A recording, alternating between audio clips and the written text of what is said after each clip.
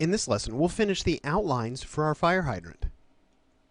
Alright, so in the previous lesson we worked sort of on this crossbar area, and at this point I'd like to come in and really work on some areas of detail throughout the fire hydrant to sort of finish off the line work. So if we look back at our fire hydrant photo here, you can see here we've got a large bolt right here. I'd like to go ahead and work on that, but maybe we don't focus so much on this little rim right here. Creating pixel art is about simplifying your subject down to only its crucial details. So I'm going to come in and hit some of these details now, maybe that bolt, this ellipse for sure, maybe some of these areas where there's like this lip that wraps around the main body's cylinder, and maybe even create this line right here that wraps around sort of this lip as well. So I'm going to come in here. Let's go ahead and start with the bolt. We'll go ahead and zoom in on our top layer here, and I want to go ahead and draw in just sort of this pattern right here to create the sort of emphasize this area. Maybe it's a smaller lip, and then we'll create this bolt just by drawing a square just like so. And I think that will do it for the bolt. I think that looks pretty good. So let's go ahead and move down here now. And I tell you what, let's wait for right now on that ellipse. I'd like to go ahead and focus a little bit on this this ring that goes around this main cylinder of the body. So let's come down here and let's take a look at our layer stack. And if we look at the body cylinder layer, I think there's a curve we can borrow here. So I'm going to come in with my lasso tool. Let's go ahead and lasso this curve right here. Now keep in mind, in doing this, we may have some actual masking that we're going to have to work with here to clean up, but let's go ahead and make a copy of that and drag it up. And you can see here that in doing so, you can see certain areas, this curve actually disappears. That's where the mask is hiding it. So I want to drag that up to right about there. I'm going to hold Alt and press my down arrow to make a copy. And let's go down just a little bit as well. So we've got that nice little lip created here. Now let me just Control D to deselect that. And what might be nice is if we go ahead and extend this out just a little bit, maybe about to there, and do the same thing over here, and just give the illusion that that's wrapping around the main body. Now we may need to come in here and get rid of a pixel or two right in this area, just to make that illusion believable here.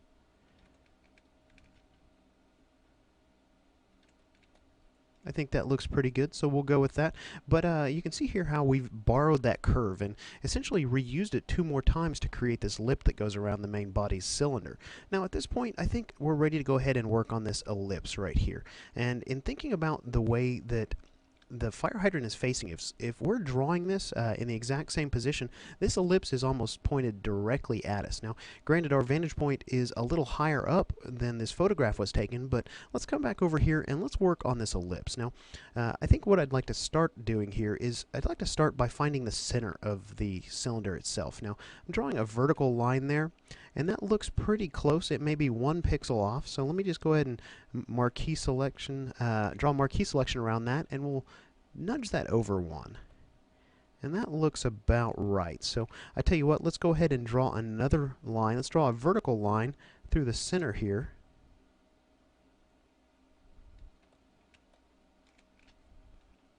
And I tell you what, let's go ahead and undo that here. And let's just borrow this line that we just drew. And I'm going to go ahead and copy that. And let's just Alt drag a copy of that to the side. I'm going to go ahead and rotate that. Now, this is generally not a good idea to rotate pixels that you've drawn like that, but because we're doing this from a vertical to a horizontal nature, I think it'll be alright.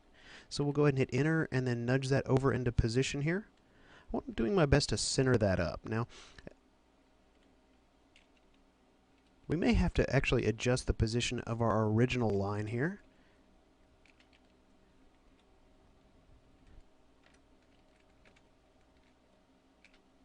Or it could be that this particular column of pixels, there's not one specific column that is the center of this object. So in that case, we may just have to live with this being off-center just a little bit. So we'll erase a pixel on either side, and all we're really going to do is use these 2 lines sort of for the boundary of our ellipse that we're going to draw here. So we'll go ahead and grab our pencil tool here, and we'll go ahead and start by drawing sort of this flat edge on each end of the line here. Now remember, an ellipse is as easy as just basically figuring out the stepping. Now when you start up here near the top, you're going to want to step in a horizontal fashion. When you're starting at the side here, you want to step in sort of a vertical fashion. So if we step one more time in each direction, you can see here that we're getting a little bit off. So let's go ahead and undo that here. Let's go ahead and maybe step out horizontally one and bring some single pixel rows down.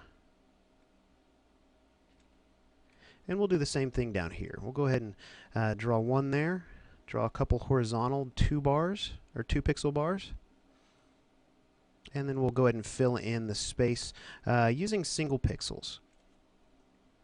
Now it looks like the lines themselves weren't actually centered, so that's okay, we can work with that.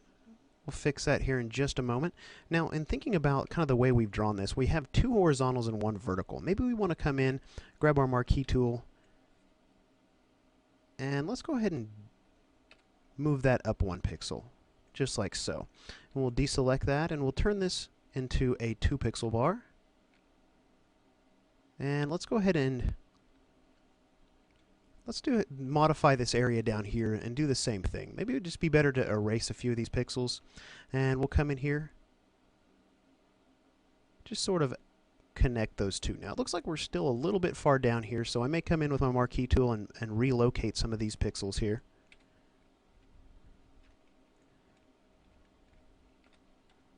Just like so. You can see here how it was just that easy to draw a standard ellipse that's equal and smooth on each of the sides. Now at this point I'd probably come in and erase away some of these extra pixels that we used as guides here. Just like so.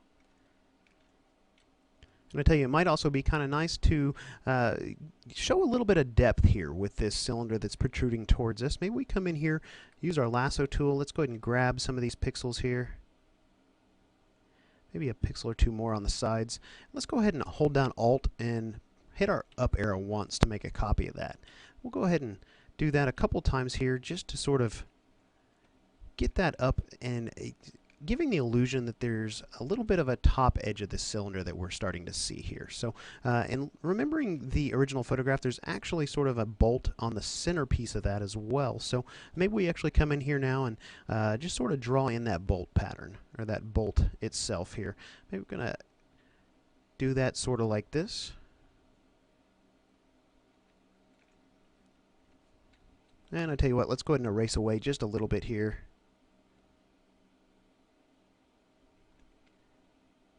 Do that a little bit smaller, and we can put a little dot in the center. And there we go, we've got our bolt in the center of that ellipse. Now again, just a few more details here. Now under here there's sort of this box-like shape. Might come in and draw those in just like so. Making sure I get those exactly the same size, and maybe we come in here and add this little piece underneath there as well. Now, if you remember the photograph, there's actually a chain that hangs sort of from this area, and it dangles down here and kind of connects to this piece right here. Looking at that here. So I'm going to go ahead and draw that in right now, but really what I'm doing here is only a placeholder. This is actually going to be worked on quite a bit more once we get into color, but I'm going to do this with sort of a free form line, just so that these two chains don't look identical. Just sort of like that. I think that'll work for right now. So in looking at the fire hydrant here, we're almost done. I think maybe the one last thing I'd like to do is come in here and hint at sort of some of these bolts around the base. Now let's come in here and maybe just pull in a couple little 2 pixel segments here.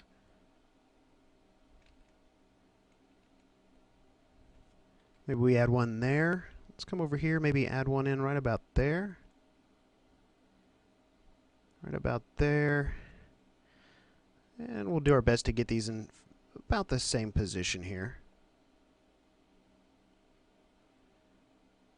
And right about there.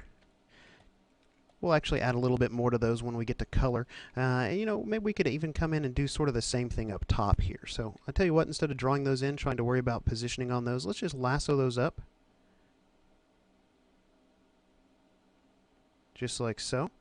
And I'm going to make a copy of those. May have to zoom in kind of close. And we'll just drag those as far up as we can, and we'll nudge them the rest of the way.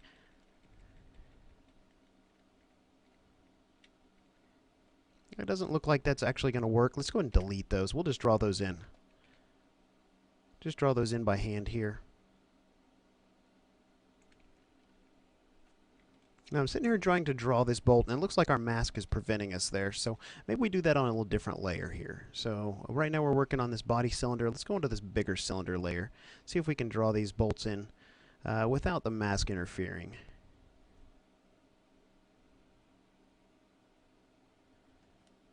And we'll draw one more in right about there. So that looks pretty good. So I really feel like we've got a lot of nice detail captured here in this this outline of our fire hydrant. There's a couple other details that I might go in and work on in between lessons. I may go ahead and add a seam right here just by duplicating one of these curves over, sort of like we did right here. And you know, I may actually add in a couple pixels on either side just to make this appear that it's tapering a little bit. It's a little wider at the base. Just a little bit. So, but in the next lesson, we're going to pick up where we're leaving off here, and we're going to begin adding color to our fire hydrant.